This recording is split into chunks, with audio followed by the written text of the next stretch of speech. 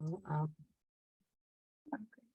Hi, everyone. Welcome to the NYU Press Book Salon, featuring a number of really great books on LGBTQ life that have come out in the last couple of pandemic years.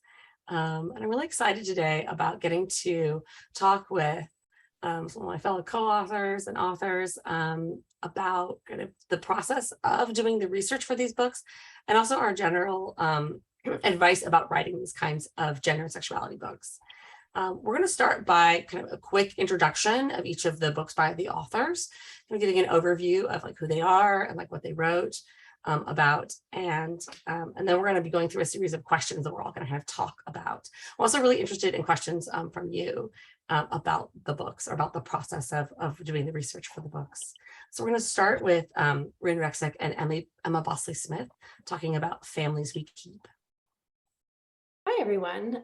It's great to be here with all of you live and on recording. Thank you, Amy, for organizing us. And I'm so pleased to be with my fellow panelists here today talking about some fantastic books, which you can see behind me and on your screen. So I'm Reczek. I'm a professor of sociology in the department, professor of sociology at Ohio State University. And my colleague is Emma Bosley-Smith, who has my name tag because Emma used my link, but Emma is an assistant professor at Alma College. So we wrote Families We Keep, and at the center of Families We Keep is an interrogation of why the family, and in particular the parent-child tie, is such an unbreakable relationship. Parents are immensely central to their children's life chances, and the experiences and quality of relationships with parents really shape children's entire life trajectories. But in the case of LGBTQ adult children in particular, we know that parents can be a significant source of strain, really problematic ties. And what's, over the course of my career, I've interviewed a lot of queer people. And what's kind of been remarkable to me is despite the really terrible relationships that some people have with their parents, or how deeply homophobic and transphobic, biphobic, et cetera, parents can be, this tie remains remarkably stable, and more so than other social relationships that we have, right?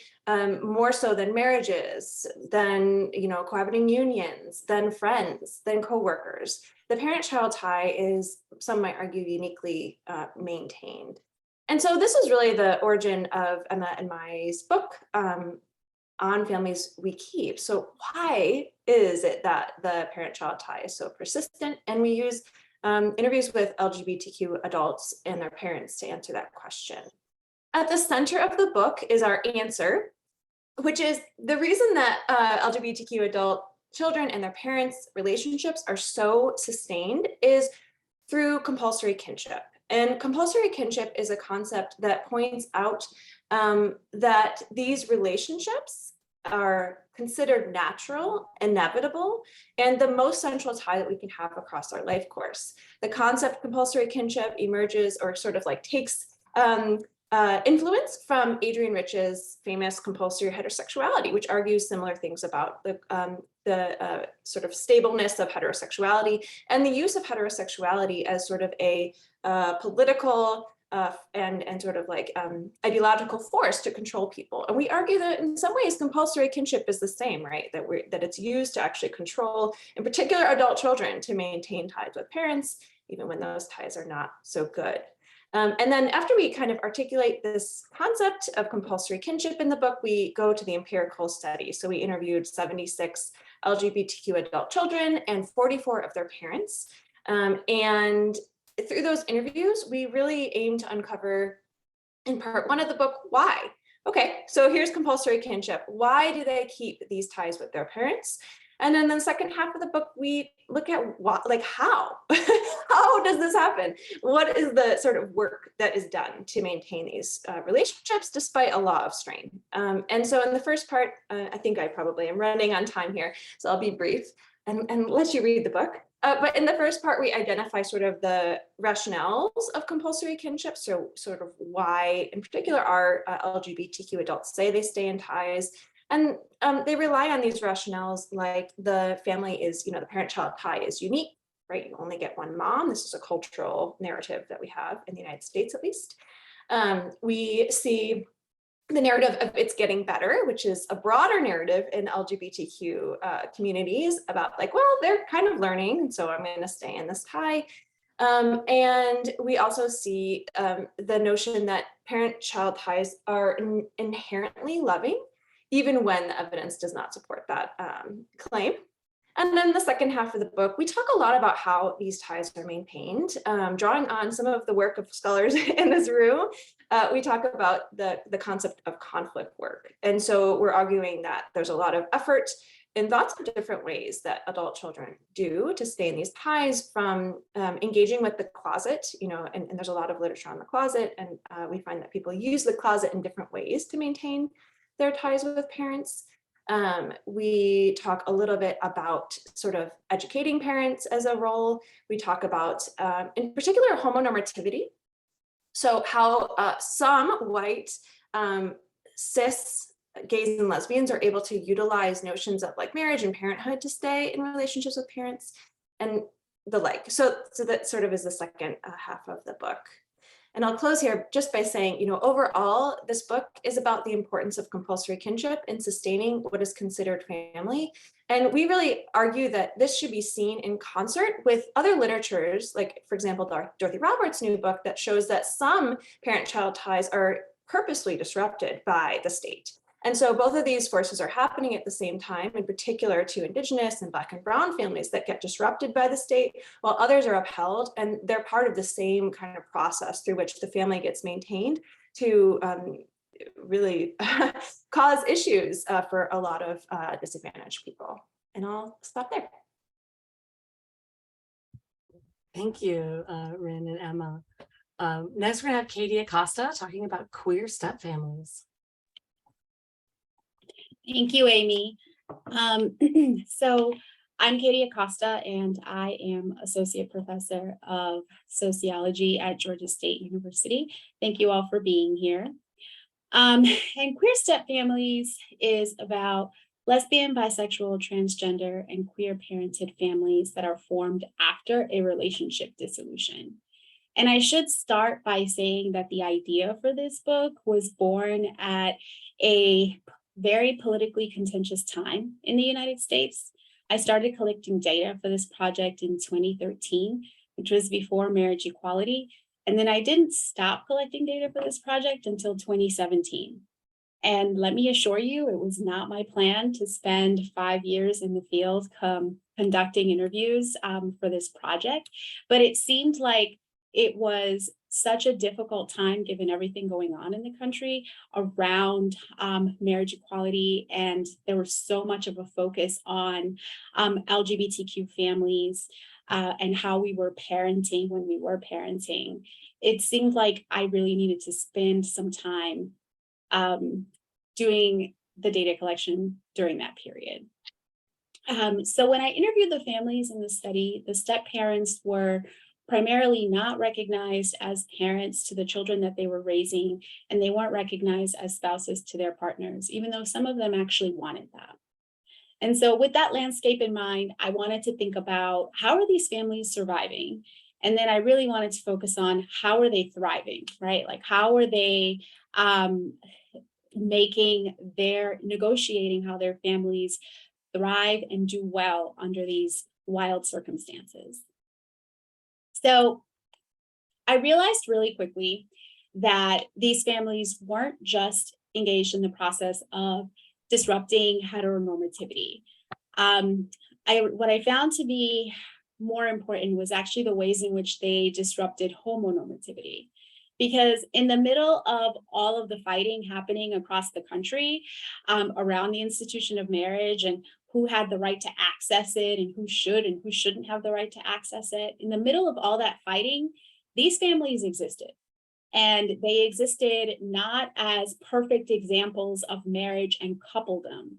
That perfect image that I'm sure all of you remember was paraded all over the courts and was all over the media of these perfect same-sex couples that were raising children together and that were quote unquote just like straight people and straight families. That image that we saw constantly in our faces in the interest of overturning DOMA, that was not these families. These families were very messy. They were formed after a breakup, and in their very existence, and in sharing so much of their lives with me, these families were contributing to having a very unsanitized image, put out there in the world at a time when it was really politically risky to do so. These weren't your examples of the quote unquote good queer families that seemed to dominate so much at the time. So that context, I think, is really important. The book itself is informed by 51 interviews that I conducted with families who were fitting into 3 different types. I had families who were raising kids from previous heterosexual relationships. I had families who were raising kids from previous same-sex relationships. And I had families that were raising kids that were conceived to single individuals with the help of known donors, but that were later being raised in a same-sex household. So because I had such a heterogeneous sample, I was able to make a lot of comparisons in this book across different family types. Most of the children in the study had 3 or 4 parents. And in thinking about their lives, I realized that the language that we use in family scholarship to describe parenting arrangements wasn't really going to work here. So throughout the book, I use the term plural parenting to describe the parenting arrangements that the families maintained. And I chose this term intentionally because I felt like co-parenting wasn't really going to do justice to what I was seeing. I wanted a term that would incorporate all of the people that were involved in raising these kids. And plural parenting is referring to like a group of individuals, inherently more than 2, who are raising children after a breakup. And this includes step parents, it includes origin parents, it includes parents of various gender and sexual identities. And I think that it better encompassed the kind of parenting arrangements that the families here were juggling constantly. So I just wanted to share a couple of the findings from the book, and I won't go too much into this because you all should really get it. But I will say that I noticed fairly early on that the study families that were formed after a same-sex relationship dissolution were more likely than those formed after a heterosexual relationship dissolution to have strong plural parenting relationships across multiple parents. These families were more likely to engage in what I like to call like team parenting. The origin parents were no longer together, but they did a good deal of parenting together with their children. So they shared meals, they shared holidays, they attended sporting events and dance recitals, and they did it together, not as separated people in opposite ends of the room. They tended to do it in a much more of a cohesive pattern.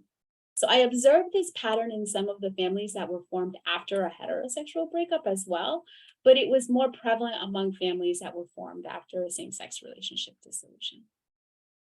Another big finding was families formed after a hetero relationship dissolution described more legal vulnerability in courts, particularly when they were negotiating their child custody. They seem to have more issues than same-sex couples did after a relationship dissolution. I noticed that the families, in describing their experiences within the courts, particularly around custody, they tend to focus on feeling like judges favored preserving the role of biological fathers in the lives of children. And that value was positioned in opposition of the study families themselves. So it was inherently positioned in opposition to, as opposed to part of a team. And it made these families particularly vulnerable. I found that families where there were no biological fathers involved in the raising of children, where there was not one present, where there was not a prior hetero relationship, did not seem to have that same experience. It seems like the absence of a bio father made it easier for the courts to support both parents equally, and after origin parents separated.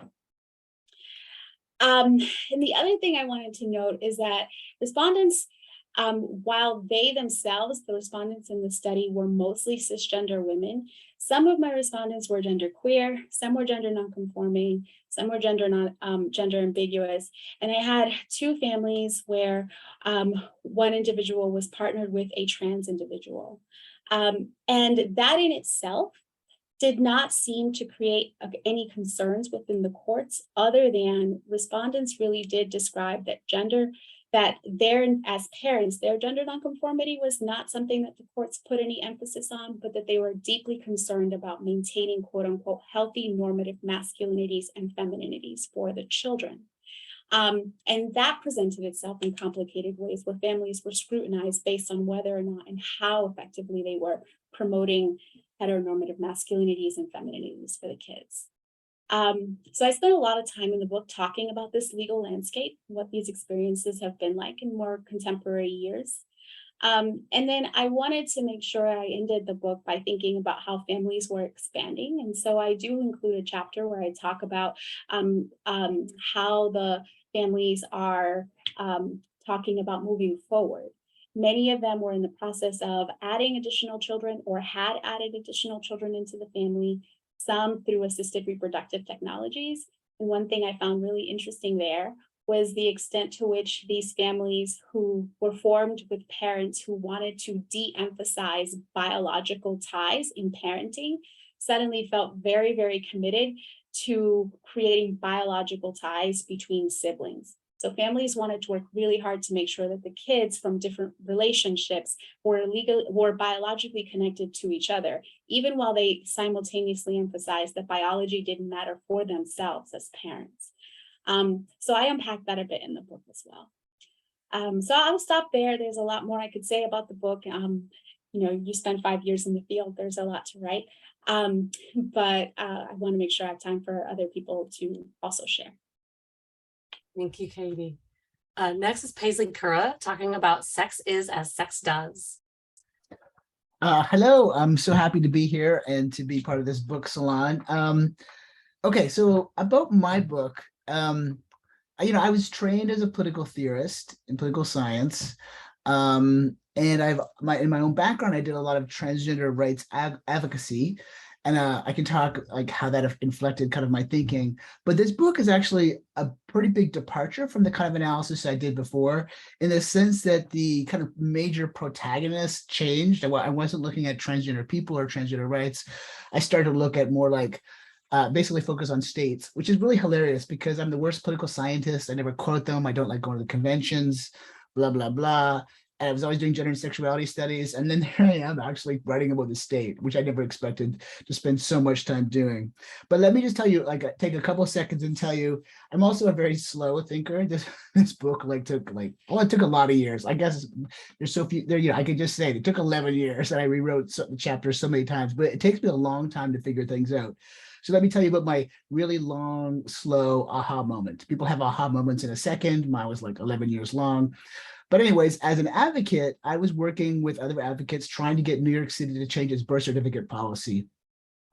And we marshaled trans healthcare experts, and we had this committee because the city basically wouldn't give trans people birth certificates with their gender on it. And then even when they would give you a birth certificate with no gender on it, and even for that, you had to have surgery. So we marshaled all these advocates and talked about what gender identity is, and the only real fair metric for sex classification should be gender identity. And you can imagine the arguments. And at that time, which was in the early 2000s, we basically completely lost. And one of the things that happened in this aha moment is I thought we lost because they didn't agree with our definition of what gender is. That gender encompasses sex, etc. But then when a legal group sued the city saying, hey, this is a terrible policy, the city started putting its justifications in their legal briefs. And reading that, I was like, oh, we were arguing about what sex and gender really are.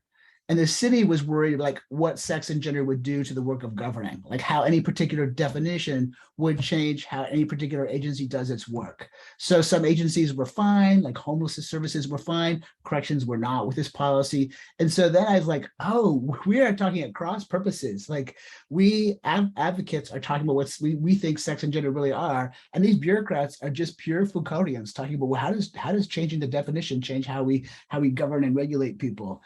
And so so what I did then is kind of step back and go, okay, I'm not gonna do my usual stuff of thinking about who are transgender people, what are transgender rights? We should have them. It's unfair because obviously that is stipulated, that is said, we need to have that.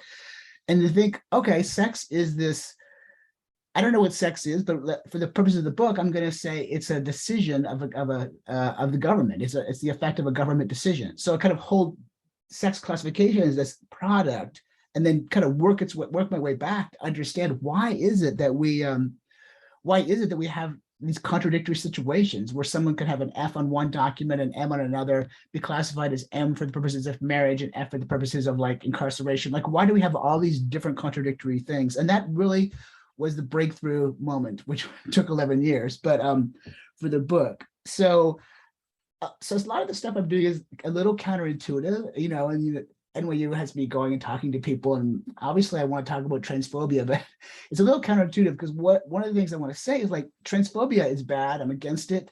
But transphobia is a description. It's not an analytic. It doesn't explain how things came to be. It's like a bad situation. It's a bad thing, all of that. But it's just static. It doesn't talk about how these different policies comes into being. The other thing I try to point out is like policies that are nice to transgender people, and I'm especially focusing on sex classification, that let people change. And maybe because of some identity politics thing, like we need to be nice to that group of people, but often because it makes the work of governing easy. So for example, DMVs were letting trans people change their driver's license for the longest amount of time, and were the quickest to drop their requirements for surgery and things like that. Not necessarily because DMV people were nice people, but because it doesn't serve the interests of the state in terms of surveilling populations for people to walk around or drive carrying ID that doesn't match their appearance. So I'm trying to kind of displace the focus from, oh, this is a good blue state and this is a bad red state, and focus more on like how any particular definition of sex kind of furthers a particular state project. And one of the things I had to kind of come to realize is like, you know, there's not one state and there's not one state project. So marriage, especially before there was same-sex marriage, sort of very different function than identity documents. So that's one of the things I was doing. Yeah, so I think I'll stop there because I want to make sure there's enough time for everybody and discussion. But yeah, so the book is sort of counterintuitive, but I hope I'm kind of breaking some new ground. So thank you. I'm just really enjoying hearing about everybody else's work. So the last book is mine, Queer Carnival.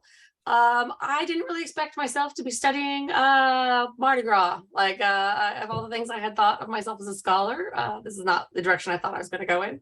I was actually writing a book about anti-trans and anti-gay politics at the time, and took a break from writing one night to go to this local festival event called Coronation, which is a mock debutante pageant run by mostly Latino gay men in San Antonio, Texas. And I went to it and I was like, I don't really know what I'm watching here. Like there was like hundreds and hundreds of people there. There were like 800 people in the theater. It was like one of 6 shows. I was like, 5,000 people come to this every year. Okay. It's during this like big annual festival called Fiesta San Antonio. And I watched it, and the city manager came out dressed out in like a tight bodysuit with like a cape and a wig, and like danced around to raise money for HIV/AIDS. She was like the king of the event, you know, and the city staff were there like making fun of the mayoral candidates. And I was like, what is going on here? You know, I was just kind of puzzled because for me, it brought up for me some questions about what does it mean to belong in the city that you live in? Beyond just looking at like, is there a gayborhood? Are there gay bars, right? Like as someone who rarely goes to gay bars and has never lived in a gayborhood really, or who like doesn't, you know, like we have a Pride Center and I go to it and I'm involved in it, but like in terms of like what anchors me into a city is feeling like I fit into it, right? That kind of placemaking and belonging work that we do in the cities that we live in. I became interested in festivals as a way of looking at that. particularly big festivals that are considered to be important for the identity of the city. So for San Antonio, Fiesta's our big event, right? I ended up, this was supposed to just be a pet project. I was looking at the history of this one event, and it turned into 5 or 6 years in the field, as one does, looking at 4 different cities. So looking at 2 cities in the Southwest, Santa Fe and San Antonio. Fiesta de Santa Fe is a much more religious ritual in a place that's considered much more LGBTQ friendly, right? It's kind of interesting. And I looked at 2 cities where there's Mardi Gras as a central event, Baton Rouge and Mobile, Alabama. And so I was really interested in looking at, both kind of what are the traditions of those festivals, and do those traditions help support LGBTQ involvement? And then what is it like for LGBTQ people to be involved and visible and holding events and trying to participate in kind of regular festival activities during these things? I always have to clarify that I don't study Pride, right? Everyone's like, oh, you study Pride. I was like, Pride happens once a year. These festivals are seasons, right? They're like last months and months sometimes.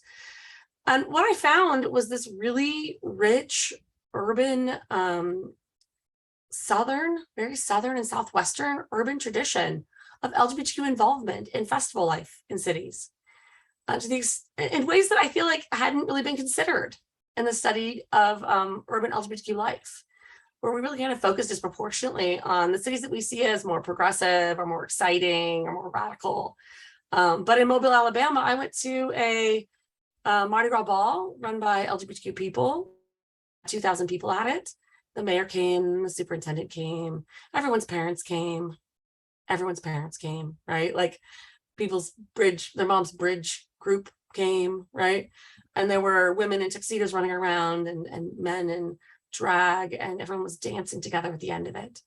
And in Mobile, which is a very racially segregated Mardi Gras, the LGBT groups historically have been the most racially integrated groups too. So there were these really interesting ways that LGBT people were making a place for themselves in the city and engaging in, I use a lot of theories about cultural citizenship. One of my chapters is about being wanted, that for LGBTQ people who were writing, would tell me about their events. Often they would start, I'd go and be like, meet with a group where I'm like, oh, I heard you guys have a really big ball for Mardi Gras, and they're like, we are the hottest ticket in town.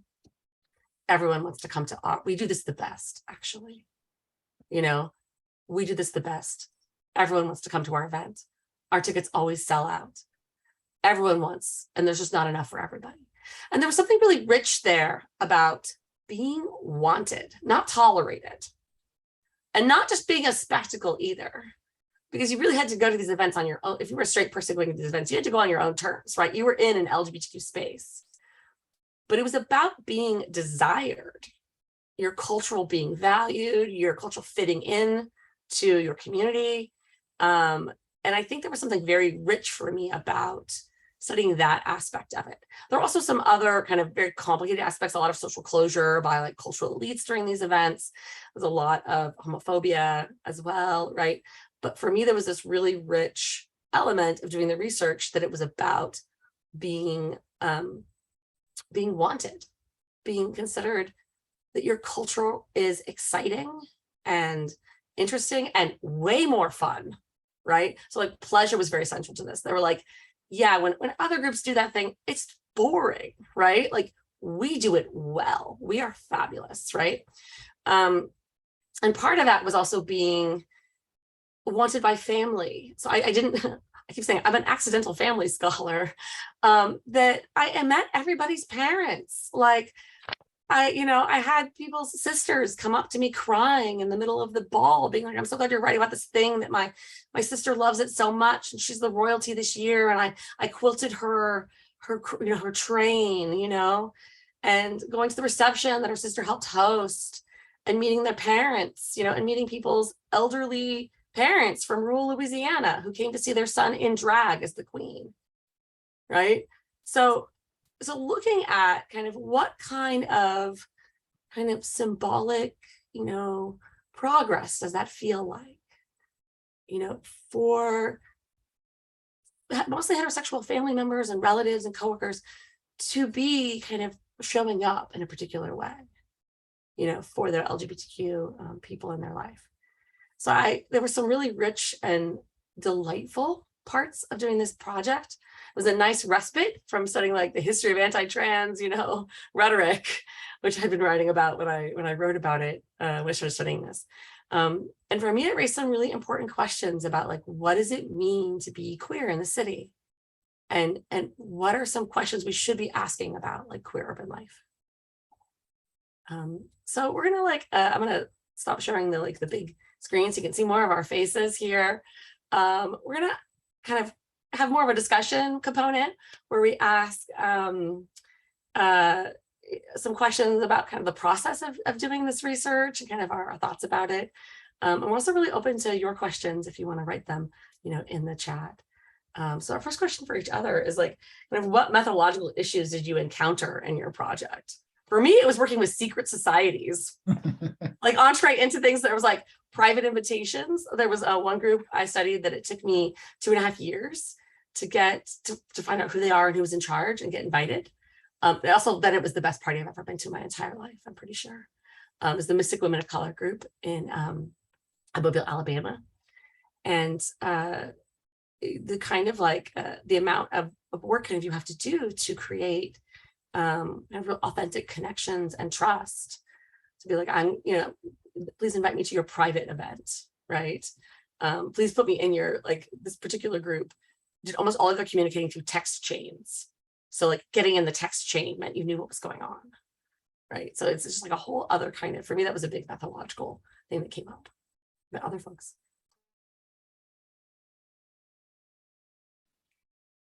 Two things come up for me with the Ohio Family Ties study along with Rin. I think one of the things that we sort of grappled with was the origin of the project was really interested in parent-child relationships and collecting dyad data on parent-child relationships. And those were extremely fruitful and interesting and really important conversations that we had both with LGBTQ adult children and their parents.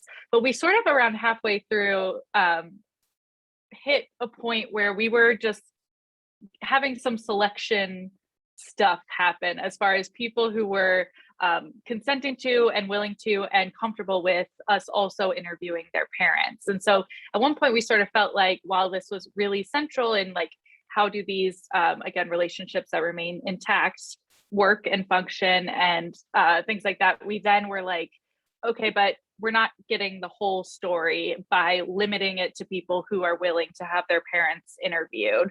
So that was a site. Oh yes, sorry. My name is not Rin. My name is Emma Bosley-Smith. I borrowed Rin's login, and so that's why I'm showing up differently. So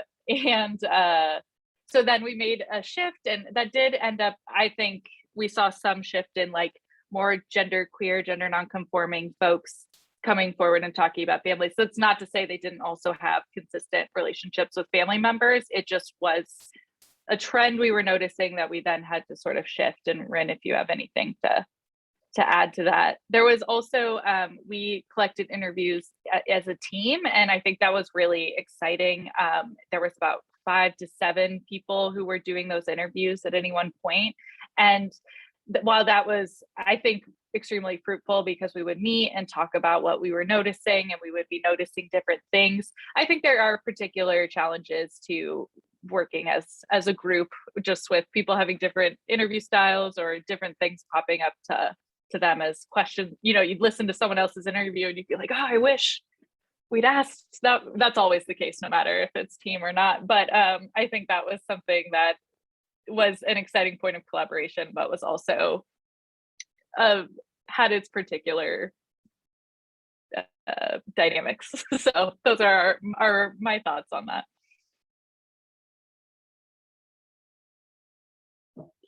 I'll go next. Is that okay, Paisley? So what I thought was, I'm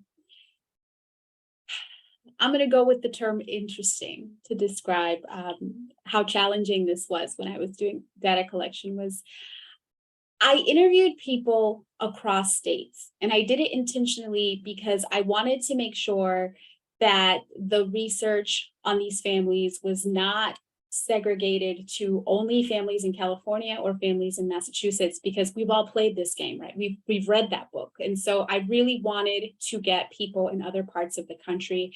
I was really trying to make sure I got people that were represented in the South. And so I did not restrict the project geographically. I made an argument to use phone interviews and web services so that I could basically interview people anywhere in the United States. The complicated thing was, because of the landmine that we were in at the time that I was doing this, the laws in the states were entirely different. And so I spent a ton of time learning about specific LGBTQ family laws in each of the different states that families are represented in. There's like 18 charts in the back of this book. I had to categorize states based on those that were most friendly for queer families and those that were most hostile to queer families, and all degrees in between. And then I had to recategorize as it shifted, because things got sometimes friendlier and sometimes more hostile between 2013 and 2017. And so as I kept doing interviews and kept hearing more from families, nothing was staying constant. And so it was a moving target the entire time. And I just wanted to think about whether or not people's experiences varied by state, which I can tell you, full, I can just go ahead and give you the spoiler alert. I did not find that things changed by state. I found that they changed by county. It's not the state that people lived in, it's the county, particularly during this time period, because there were so many family issues that were silent in the court, that weren't explicitly allowed or forbidden. And so it came down to judges' discretion. And so what mattered was the judges in specific counties, not whether or not you lived in Alabama, but whether or not you lived in what one would consider like the queerest county in Alabama. That's what mattered. But getting to a place where I could learn that stuff was hard, because I had to navigate a lot of laws that I didn't feel prepared to learn about. And I had to kind of use some of our wonderful nonprofit organizations and the index maps that they've created to kind of help us all learn about the landscape in different states. And I relied on a lot of that work in order to figure out what things look like in Montana or North Dakota or anywhere else. So. I guess for me, as someone who kind of thinks in terms of like normative claims and political theory and justice, the hardest thing for me to get my mind around was like to not solve the problem. Because I'd be like, okay, here's a person, and how could one person have different legal sex classifications? That is wrong, that causes harm, that's terrible. And early on, I kept trying to like figure out like how to solve that problem. And then if I just figured out how to solve the problem, everything would be right. And then I have this kind of foundational kind of quote. I think it shows up in everything I ever published, but it's from Stuart Hall, and he's writing about Thatcher in England. And he says, like, academics think if they just point out an ideological contradiction, the whole regime will just collapse. Like, oh, we can't have contradictions, that's terrible. But it's like, no, it's like, that's like that academic conceit. Like, if we just point it out, it's all fine. So I realized I just need to sit and be comfortable with these weird contradictions of like people having different sex classifications. So I could then just step back and even not be normative or prescriptive, but just I try to work through the logic that produces these different outcomes. So that's helpful. It's like when I talk to grad students, I remember Itzi Hall, who was a historian of Germany at Cornell, telling me, the problem is the solution. The problem is not yours to solve. The problem is what you're looking at. But like, grad students think they have, like, it's like looking at legal briefs or judges' decisions. You think you have to solve their bad logic instead of understand it. So. In terms of like when you started doing this work, you started studying the work for this book, like, was there an assumption you had going into it that ended up being wrong?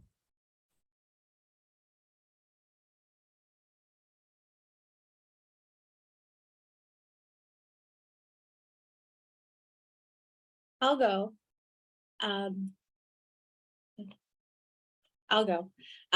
Just because I think mine might be quick.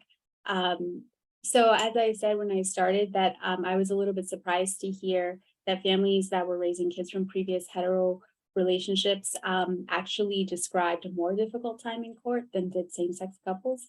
I didn't expect that. I just assumed that the same-sex couples would describe being in situations where they were experiencing homophobia or biphobia within the court system. And there was a little bit of that, but it didn't seem to have a direct impact in how decisions were made in their parenting. I did not anticipate, and perhaps it's naive of me, that what I observed, which was that the families where a biological father existed were the most vulnerable families. If there was a biological father and that biological father had a concern about this new family form, the origin parents' new partner, the new relationship, if that was a concern, that got a lot of traction in courts.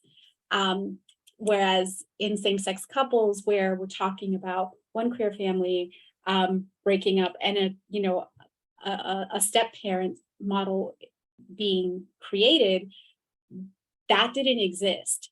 Judges seem to have the biggest problem when there was the possibility for the child to have this perfect hetero family that they could be raised in and weren't being raised only in because one of their parents actually is in an LGBTQ relationship. That's where the problem arises. So I didn't expect that.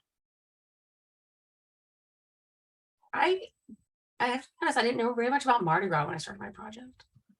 Right. And I kind of had that same imagery that most people have. It was like, oh, it's New Orleans, French Quarter. It's like very like boobs for beads. And like, I just didn't know interest in it before. I was like, I don't want to go watch college students like make out with each other. Like, I don't, And so there's so much attention and scholarship on the public aspects of Mardi Gras that the entire private part of it, which is if you live somewhere where Mardi Gras is celebrated, that is part of your like social world, right, is very understudied because of access issues.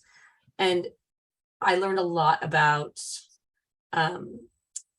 just the intensity of those social relationships, right? And the rich relations that came during those festivals in terms of connections made from people that like would last throughout the year, and were kind of enduring.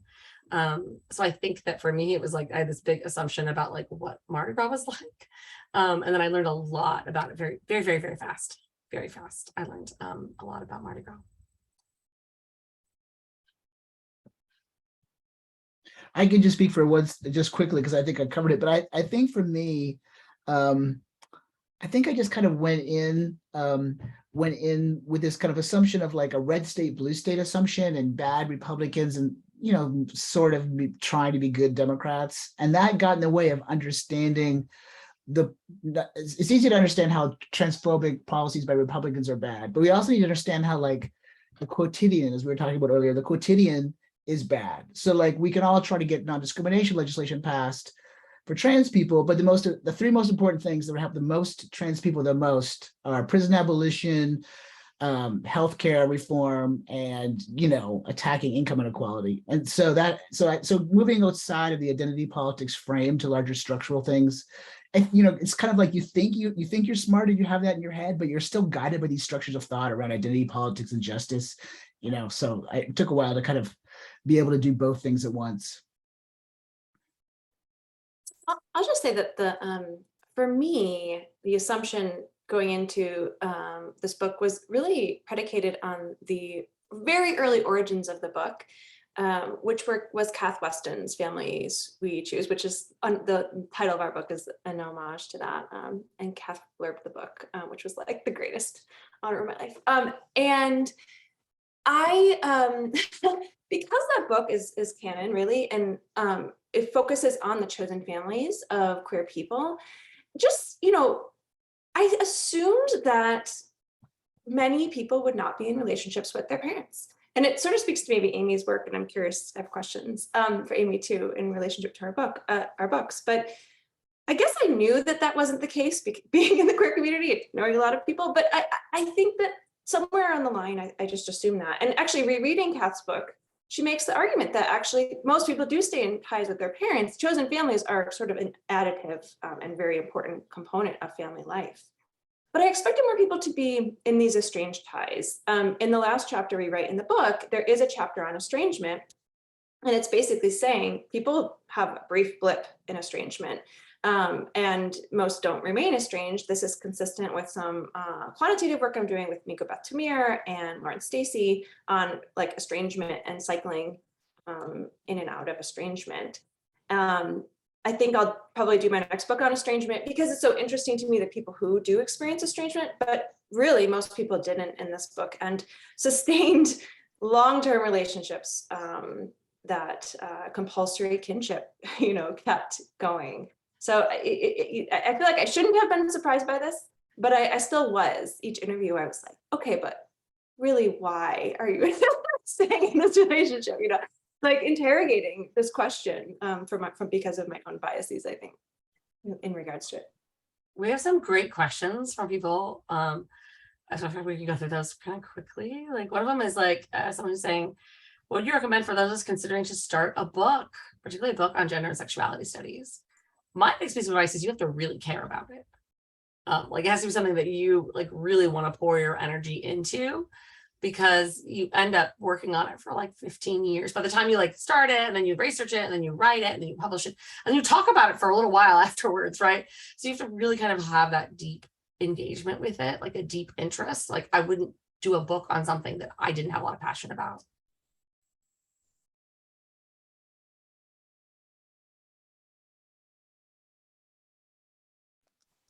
This might sound basically, of course it changes over time, but like there's whole chapters that like we didn't end up having in the book, and like it was sort of tough to become okay with that. That's probably true of most types of writing, but of course they end up coming up and mattering in different ways in different projects. But I think just if we think about where it was at the origin and sort of what it turned into, like that was a really changing process.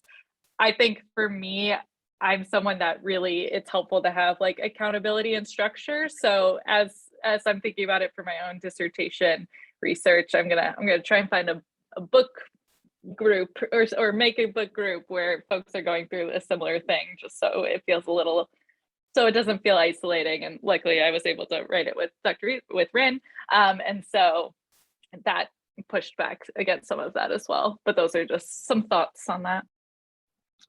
Yeah, if I could just speak to that question of turning your dissertation into a book. One of the things like I just noticed with grad students is like most people just feel really shitty about their dissertation. And I think it's because of the going through all these hoops and jumps. And of course it's never perfect. I was telling a grad student today, the perfect dissertation is the done dissertation. That is the only thing that matters. But people come out of that process often feeling kind of shitty about it. And I guess you're not supposed to use words like that, but anyways, I think that feeling obviously attaches to some kinds of people more than others. And I have a very good friend that we would never have been friends if we weren't stuck in the same department together for 20 years, but now we are. And he's like just like this white cisgender guy who has this incredible feeling of like his words matter and they're good, but like, so I always think, what would he think? What would he do? Like, how can we inhabit that kind of like total sense that like our ideas are important and the work we've done this dissertation really makes a difference? And I think, I don't know the answer to that kind of like just sloughing off that feeling of shittiness about your dissertation and realizing the work you did really matters, but it's something that like we all have to do. And it doesn't just end with a book coming out. Like I just feel like I'm the hugest imposter ever still, after 30 years in academy. So it's not just grad students, but anything we could do to move past that will be good. Another question we have is how close is too close and how far is too far from your research site? I did a lot of traveling for mine and I'm never gonna do that again. I mean, honestly, because it would be like weekends where I would like work, I would teach all week. And then on Thursday night, I would fly to Baton Rouge and I'd spend the weekend doing field work. And then I would fly home Sunday night, write me field notes in the airport. And I'd go back and teach Monday morning. And I was like, this is not sustainable, right? So something where like the events were planned, like I had to spend a lot of time in these cities to kind of get to know people there and go there for a couple of weeks in the summer. And I was like, it was just too much time away from home for me. But for me, I think that some of that, it really helped me to have a dense like social media network with people who are doing these projects, because they would post events that they were having that like I wasn't in town for, but I could like see what they were like, and like I would like message them. And so I think having a social media component helped me feel closer to the sites when I wasn't there, for sure. And I'm kind of keeping in touch with people. Anyone else about Well, I'll just say that there's lots of ways to read that question, geographic closeness, emotional closeness, social closeness. And I think I don't have your answer, but I think it's great to think about. And for, reading a lot of work and for people who do field work, I think for interview-based studies, it's a little bit different because there's not, for us, there wasn't a field site.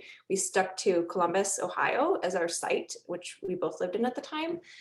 So it was a particular locale, but it wasn't at a center or something like that, or at, events.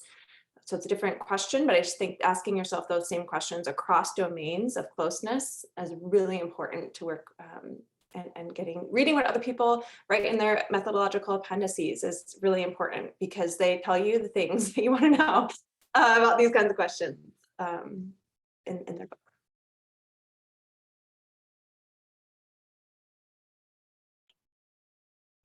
I guess the only thing I would add to that is, again, a little bit of a non-answer, but I think it's less about how close you are or are not, and more about how clear you are with your readers when you write about what you've accomplished with your data and how you've gotten there. I think it's important to be as transparent as you can because, a lack of authenticity, you can feel it in the writing. And so I think that piece is the important part for all of us, is to try and just reflect on what we've done, what our process has been in terms of data collection. If there were difficult choices that you had to make that maybe you would have made differently, then I think it's important to talk about those things. One, because it supports other scholars, but also because it helps people, give people context for what you struggled with as you were writing.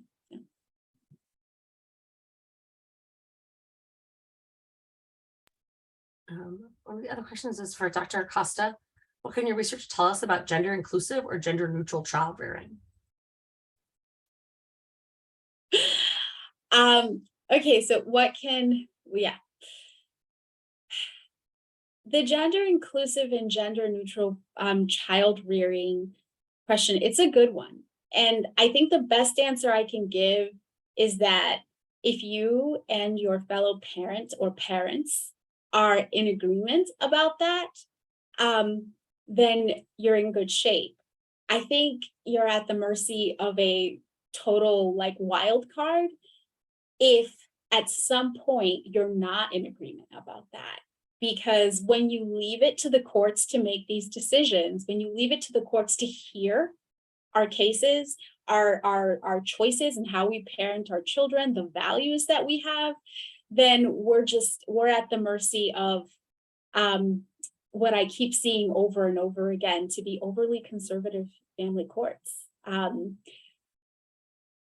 It seems like even in the most progressive spaces, when it comes to thinking about family law, when it comes to the family court experience, I keep seeing instances over and over again in this work where the decisions made by court officials, by judges, by law guardians, and the whole nine, they seem to be making decisions based on ideas about what's in the best interest of the child that are oftentimes inconsistent with the values of at least one of the parents.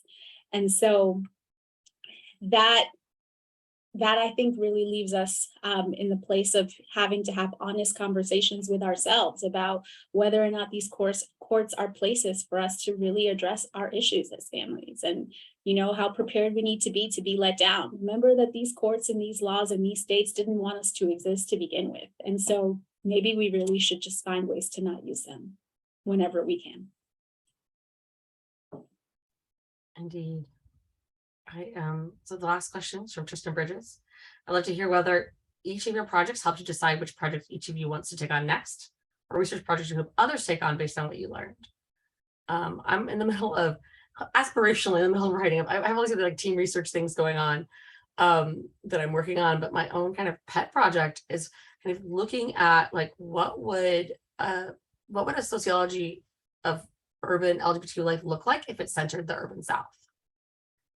Right? What would our vision of what urban queer life look like if we centered Southern urban life in that? So I'm kind of doing some reading and thinking about that right now. But it kind of came out of this project for me. I'm also studying youth and family, and I don't know how it happened. I don't know how it happened. I wrote like a chapter in this book about family, and then like, no, I have an NSF with Brandon Robinson about family, and it's great. I love it, but it's like yeah, I still don't know how I became a family scholar. Well, my next project is going to actually focus on the Republican anti-gender stuff directly and move into the move outside of the realm of sex as a decision and gender is, the culture wars, which I'm sort of hesitate to do, but everybody wants to talk about it. So I think that's going to be my next project. I already mentioned that I'm working on some work on estrangement and doing interviews on estrangement, broadly defined, not just with parents, but with like friends and social networks and like in the college, in the workplace context, in the community and neighborhood context. So hopefully someday that will emerge. And I guess I just want to say to Tristan's question, yes, totally unfair question. You don't ask people who just published a book what's next. That's okay. And yeah, I think for me, I'm going in a different direction. I am taking a break from having the like super deep dive into family scholarship for a while. I've been doing a lot of work with asylum seekers, and I'm looking at immigration policy and race stuff at this point. I was really interested in discussions with parents and children about the role that finances plays and thinking about finances as relational and what it means if our if our ways of caring for people are really based in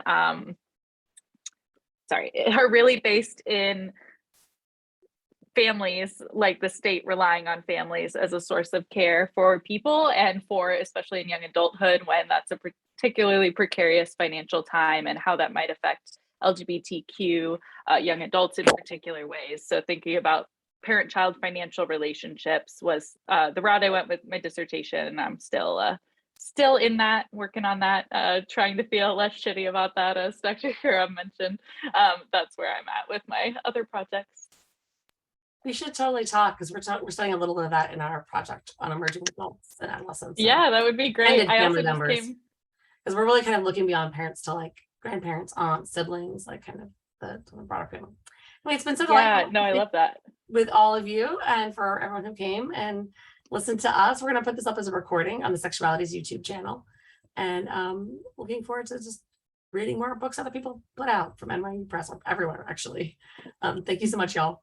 Wait 1 second. I wanted to just say, sorry.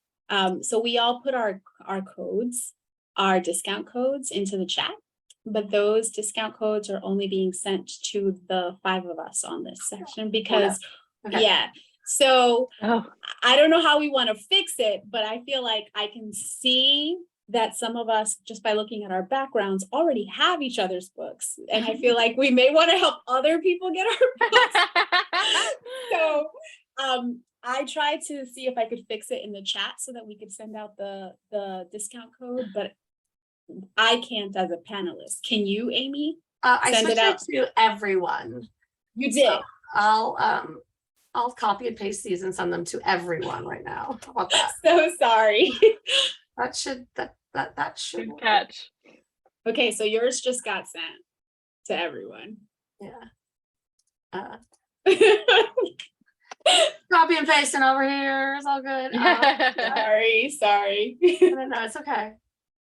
I'll also be sure to tweet them for everyone. So I think we all follow one another on Twitter, and maybe that will help people who want these. And I'm sure nobody would mind if like, someone sent a DM and asked for them. Absolutely. If they can't get them here, right? Yeah, please connect with us. And thank you all so very much.